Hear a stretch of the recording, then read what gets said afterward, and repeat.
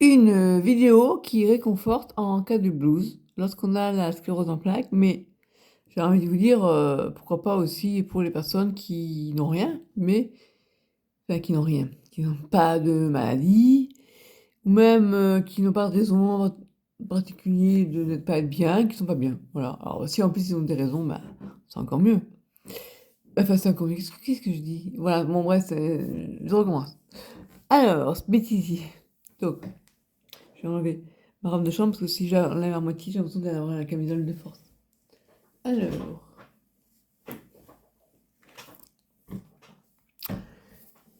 dans cette vidéo, je vais essayer d'apporter du soutien aux personnes qui ne vont pas bien. Soit elles sont en burn-out, donc épuisement lié au travail, soit elles n'ont pas le moral pour des raisons diverses et variées, telles que elles sont en rupture, ou bien elles ont perdu leur travail, ou bien il y a un deuil à faire parce qu'ils ont perdu un proche, ça peut être aussi un animal, enfin, là en l'occurrence c'est pour une personne qui a la sclérose en plaques.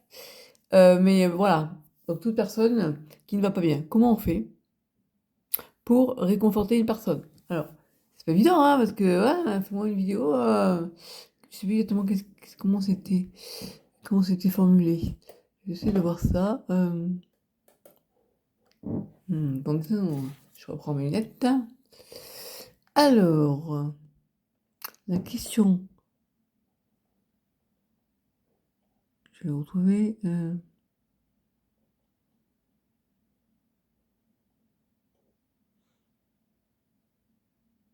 Encouragement. Voilà. Peux-tu me taper un bon message sympa? Ah, me taper! Moi, je crois que c'était une vidéo. Désolé Daniel, je croyais que c'était une vidéo que tu voulais. Bon, ben, c'est pas évident, hein, tape-moi un message sympa. On s'est jamais vu, c'est pas évident, hein. Donc, quelques encouragements. Encouragements à quoi faire? À l'ému, j'imagine. Et voilà, donc c'est pas simple. Donc moi, j'ai envie de dire que, en général, pour encourager quelqu'un, ou pour, bon, encourager, je fais avec mes trucs. Moi, mon dada, c'est l'humour. Je trouve qu'il y a pas mal de choses qui passent avec humour. Pour réconforter quelqu'un, c'est ce que je fais. Mais là, tu me parles d'encourager, de te dire des petits mots sympas. C'est pas évident, hein, je sèche un peu, désolée. Mais ne serait-ce que d'écouter la personne. Quand on n'est pas bien, ne serait-ce que de s'entendre. S'entendre. Non, je prends un peu d'eau, ça va aller mieux. De réaliser qu'en fait, la personne, elle nous écoute. Voilà, elle nous donne un peu d'attention. Ça, c'est bien. Ça, c'est. Moi, je sais que ce moment-là, ça me fait du bien. Après, bah, il y a le toucher, notamment un câlin, c'est toujours sympa, je trouve. Quand on va pas bien, quand on n'est pas. Même si on va bien, mais quand voilà, on a un coup de mou, on va dire. Euh, et puis, ben, c'est vrai que il y a à la fois, ça j'en ai déjà parlé dans la vidéo, dans une vidéo, il y a à la fois le réconfort physique, c'est-à-dire quand on te prend dans tes bras, ça te réconforte, et en même temps, de dire des mots gentils, ça fait toujours du bien aux oreilles. Voilà. Et quand on est seul, alors, je crois que tu m'avais parlé que, que la maladie, enfin, tes proches n'étaient pas très à l'écoute, pas très sympa, que tu avais été. Enfin, ça a été difficile, que autour de toi, on n'avait pas vraiment toujours bien réagi. Et c'est vrai que, bon, j'ai envie de dire, j'ai eu la chance de pas avoir connu ça, même si j'ai pas non plus connu, comment dire. Bon, moi, ma mère, voilà, mes parents ont été bienveillants à mon égard quand ils ont appris pour la maladie. Ils ont surtout dit, enfin, on sait ce que tu as, ça nous a soulagés. Après, les proches, bah, ils étaient surpris. Au début, ils m'ont dit, bah, c'est pas ça, ils ont dû se tromper, ou voilà, c'est pas possible. Puis après, quand ils se sont rendus compte que c'était réel, bah, mon frère, en Australie, qui me dit, je peux faire quelque chose pour toi, dis-moi. Après, il m'a dit, pour ton avenir, tu vois, avec maman, parce que moi, je ne peux pas m'occuper de toi. Mais bon, il a été franc et voilà. Mais bon, le réconfort, je n'ai pas vraiment cherché auprès de mes frères. Le réconfort, je l'ai eu donc auprès de mes parents, un peu. Et puis, bizarrement, je n'en ai pas eu vraiment besoin dans le sens où ça faisait longtemps que j'avais cette maladie sans le savoir.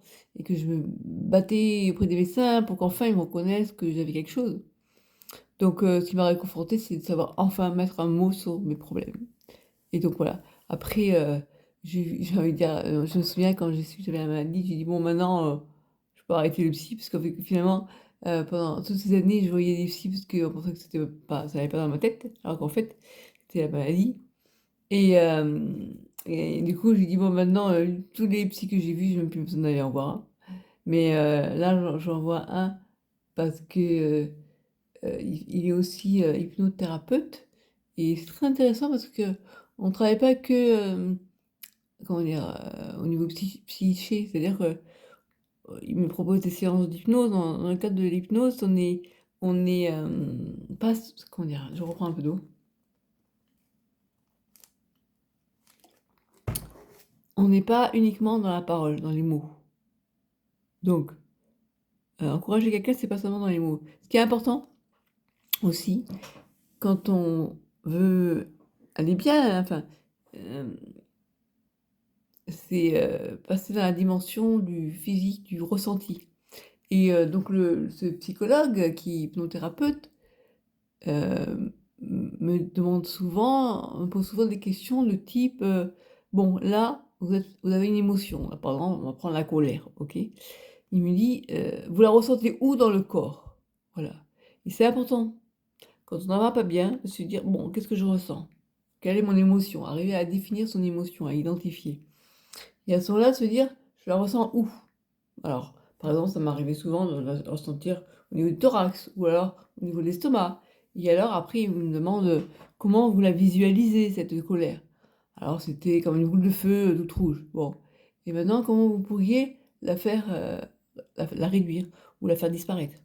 Alors, donc là, je me dis: «Bah, je sens que je vais faire comme je fais avec mes aquarelles, je vais prendre un Psipsit». Un Psipsit, c'est le spray là, je vous montre.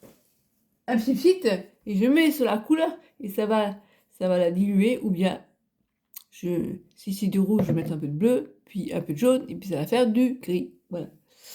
Et du coup, le gris après, un coup de Psipsit et il s'en va. Il s'en va. C'est plus rouge, voilà, c'est plus la boule de feu qu'il y avait, quoi. Voilà, et donc en fait, on entre dans une dimension qui n'est plus la même. On n'est plus dans la cognition, hein. On est toujours à parler, à réfléchir et à l'exprimer par des mots. Il y a aussi des moments où on est dans le ressenti. Donc qu'est-ce que je ressens? Et quand on va pas bien, souvent c'est intéressant de se dire: «Bon, qu'est-ce que je sens pas bien? Qu'est-ce qui m'arrive?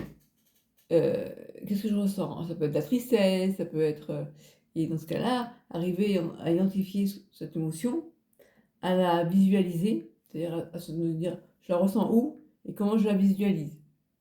Et ne serait-ce que de faire ça, eh bien, ça aide, je trouve. Voilà, donc heu ça, c'est important. Donc quand on est face à une personne qui va pas bien, on lui pose ces questions-là.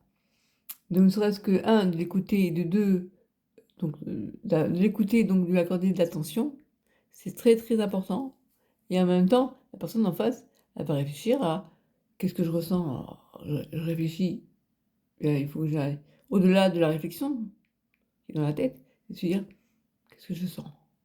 Ah ouais, et elle est où ma colère? Elle est où mon émotion? Où est-ce que je la mets?» Et finalement les liens se dénouent comme ça, et ça peut pas mal aider, je trouve. Voilà, donc j'espère que j'ai un peu aidé.